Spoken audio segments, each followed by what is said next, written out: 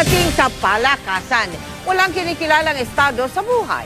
Kaya naman sa isang natatanging pagkakataon, 18 batang palaboy mula sa Pilipinas ang babiyahe sa bansang Brazil para sumabak sa Street World Cup 2014. Makitime out muna tayo kay Chino Trinidad.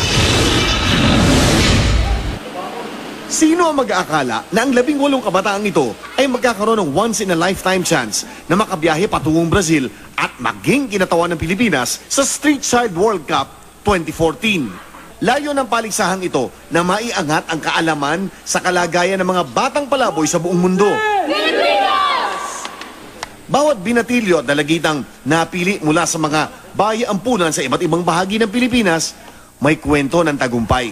Si Crystal, na sa edad na 4, ay hinagisan ng gasera habang siya ay natutulog sa ibabaw ng nicho sa isang sementeryo sa Caloocan.